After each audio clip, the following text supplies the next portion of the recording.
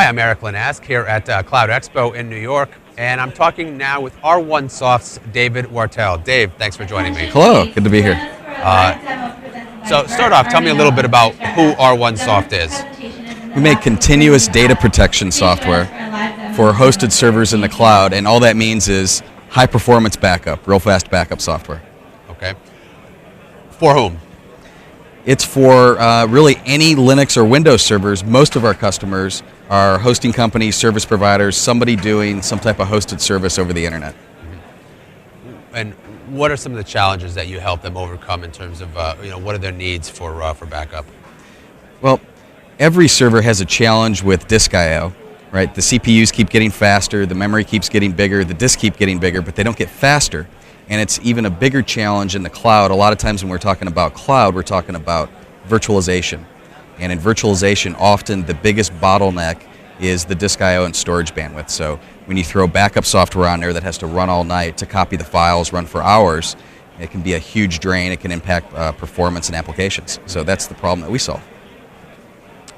Now, obviously everybody here this week is talking about the cloud. How do you guys define the cloud? Great question. Very simply, we define the cloud as any hosted service over the internet. Over the public internet? Over the public internet, I suppose it could be over a private network too. That's a good clarification. So are there security issues or that are involved when you're talking about doing backup over the public internet? Sure, absolutely. Everybody's concerned about security, and when you look at legacy type backup software that a lot of people are still using today, it was invented decades ago before the internet was even around. And so we've got the advantage of being a fairly fresh software and company and coming from a data center background.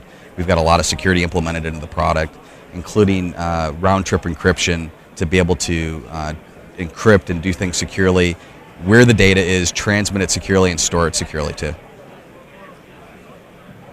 Obviously, yourselves and a lot of other vendors are really, sort of at the leading edge of the cloud and using the cloud and leveraging the cloud.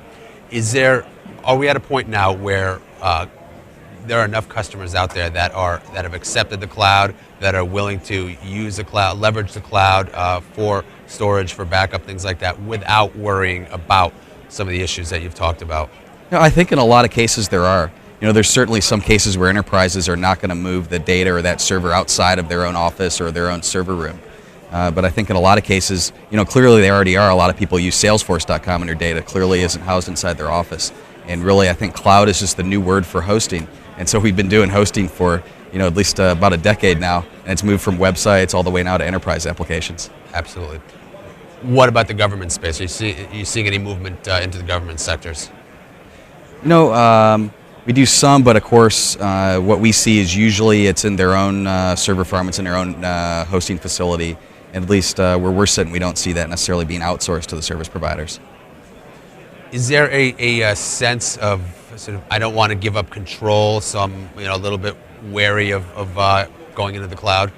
Absolutely, the control issue, it means something different to everybody else. Even to servers inside of the cloud, it means something. For example, I may have a server hosted somewhere, and I don't want to give up control to another server inside the cloud that's managed by my service provider. And so they've got their own control issues. And of course, you've got the issue of the IT admin who is in the enterprise, and he doesn't want to give up control. And so it all means something different, but I think slowly we find ourselves giving up the control for the convenience, especially when it's software as a service we start using it over the internet. It's not something we got to migrate.